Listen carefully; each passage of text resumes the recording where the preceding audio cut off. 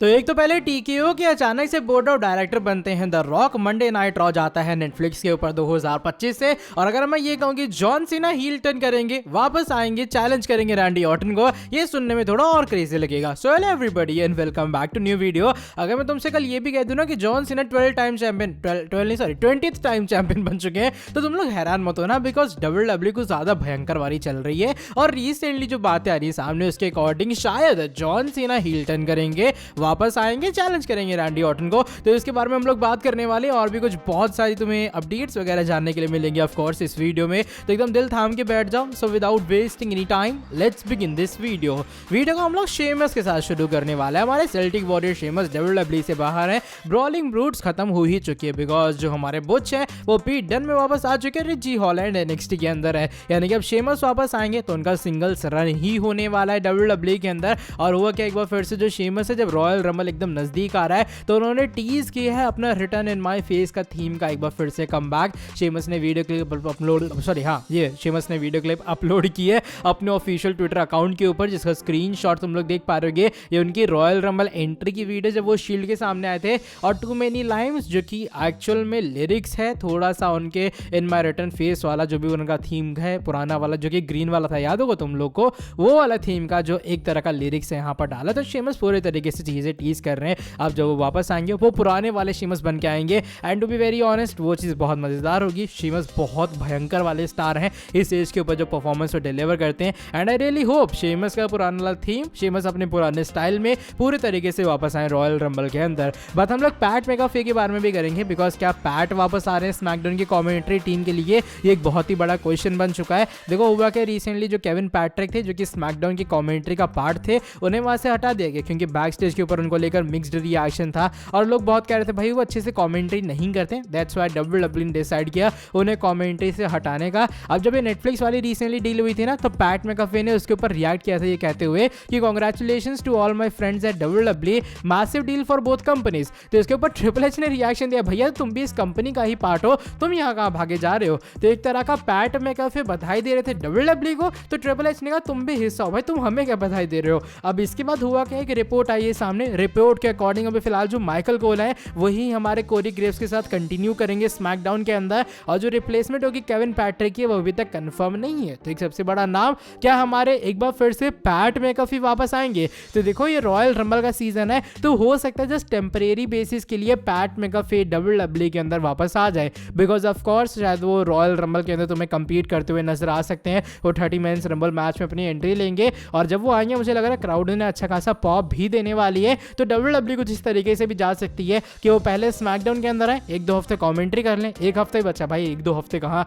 एक हफ्ता ये जो बचा स्मैकडाउन का शो, यहाँ कमेंट्री कर लें, और फिर वो रॉयल रंबल के अंदर भी अपीयर होते हुए नजर आए। तो ये कुछ प्लान्स हैं फिलहाल पैट मैकाफे को लेकर, बाकी रॉयल रंबल ही बताएगा कि एक बार फिर से पैट मैकाफे WWE के अंदर कमबैक करेंगे या फिर नहीं। लेकिन एक परमानेंट कमेंटेटर तो शायद मैकाफे नहीं बनने वाले हैं। अब जो अगली अपडेट है वो इस बार जुड़ी अपने CM पंक के बारे में। CM पंक का इंटेंट क्लियर है, वो जाएंगे 30 मेंस रॉयल रंबल मैच के अंदर, सामने उनका दोस्त हो दुश्मन हो, सामने कोडी हो या फिर ब्रॉक हो, हर इंसान को फेंकेंगे और वो जीतेंगे उस 30 मेंस रॉयल रंबल मैच को, ताकि वो मेन इवेंट कर पाए रेसलमेनिया 40 को। By the way recent time के अंदर एक अपडेट आई है सामने। इस अपडेट के अकॉर्डिंग जो CM पंक है, वो जो रॉयल रंबल के बाद वाला रॉ का एडिशन होगा इस वाले शो के लिए पूरे तरीके से कंफर्म है, वो शेड्यूल्ड है कि वो यहाँ पर अपीयर होने वाले हैं। अब देखो ये कहीं ना कहीं हल्की सी कंफर्मेशन ये दे रहा है कि शायद CM पंक रॉयल रंबल जीतने भी वाले हैं। उसका मैं क्यों कह रहा हूँ, क्योंकि तुम जर्नली देखते हो अगर कोई बंदा बड़ी विक्ट्री हासिल करता है, वो जस्ट उसके पोस्ट शो के ऊपर अपीयर होता है। और कहीं ना कहीं शायद मुझे ऐसा लगता है CM पंक का कंफर्म होना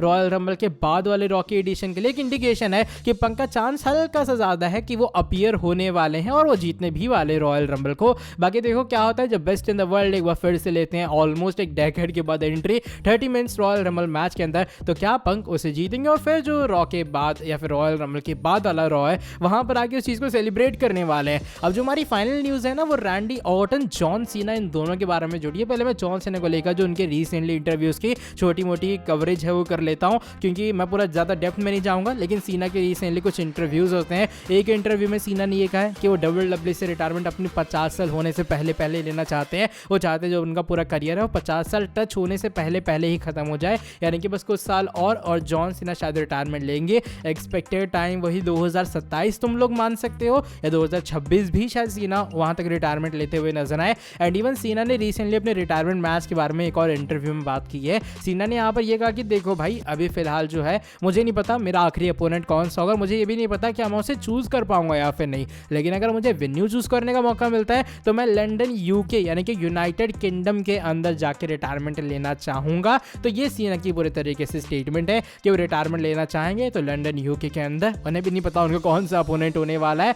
एंड सबसे बड़ी चीज ये कि जो सीना है वो जो है रिटायरमेंट 50 साल से पहले ले लेंगे। अब बात आती है सीना की हील टर्न के बारे में, और सीना वापस आके रैंडी ऑर्टन को चैलेंज करने वाले हैं। ये बात क्यों आ रही है सामने, बिकॉज रिसेंट टाइम में सीना भी थोड़े अजीब अजीब से टीज कर रहे हैं, जहां पर कभी जो क्या होता है ना सैंड ग्लास वाली जो क्लॉक है वो डाल रहे हैं, वो NWO की मर्च डाल रहे हैं, जो कि कहीं ना कहीं उनके हील टर्न की तरफ इंडिकेशन दे रही है। और ऊपर से एक बार जो सीना है उन्होंने रैंडी ऑर्टन या फिर एक यंग रैंडी ऑर्टन की फोटो भी डाली है, जहां पर ऑर्टन के पास में चैंपियनशिप है। अब ये देखो, ये चीज इंटरेस्टिंग इसीलिए है बिकॉज रैंडी ऑर्टन की मैंने कवरेज की थी अपनी पिछली वीडियो के अंदर। ऑर्टन ने इंटरव्यू में कहा था उनका ड्रीम मैच है जॉन सीना के खिलाफ, एक आखिरी मैच हम दोनों के बीच में रेसलमेनिया के अंदर, और वहां चैंपियनशिप ऑन द लाइन होनी चाहिए। अब देखो ओवरऑल जो सिनेरियो बन रहा है वो एक तरह का ये बन रहा है कि सीना अपना हील टर्न टीज कर रहे हैं। इवन BWE बूज है जो कि बहुत ट्रस्टेड सोर्स है, उसने भी रैंडी ऑर्टन की रिसेंट टाइम में एक JAF डाली और एक NWO मर्ज की डाली है, जो कि कहीं ना कहीं इंडिकेशन दे रही है कि सीना का शायद हील टर्न होने वाला है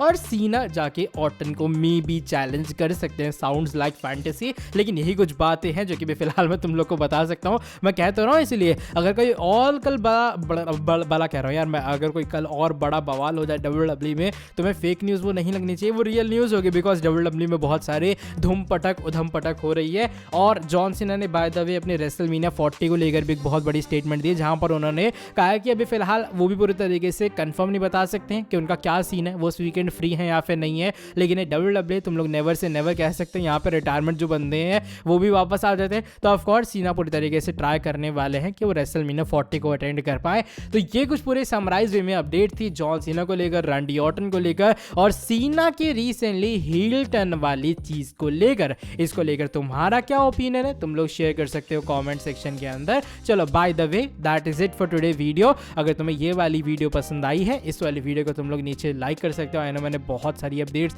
तुम लोग को एक साथ एकदम झोले में भरकर दे दी, तो सॉरी उसके लिए, वीडियोस कम आ रही है आई नो, लेकिन हाँ, और जो फाइनल की एंट्री प्रेडिक्शन होगी रॉयल रंबल की, उसके लिए मुझे बहुत सारी गालियां पड़ रही हैं, तो उसकी भी वीडियो बहुत जल्दी चैनल के ऊपर लाने का ट्राई करूंगा। आई नो रॉयल रंबल भी सिर पे आ चुका है, गेमिंग विद रोहन पे भी वीडियो आएगी। बस इसी के साथ में मैं वीडियो को एंड कर रहा हूँ। वीडियो पसंद आई है वीडियो को नीचे लाइक, चैनल को सब्सक्राइब, बेल नोटिफिकेशन को ऑन। मिलता तुमसे आके नेक्स्ट वीडियो के अंदर बहुत ज्यादा जल्दी। Till then bye bye, take care.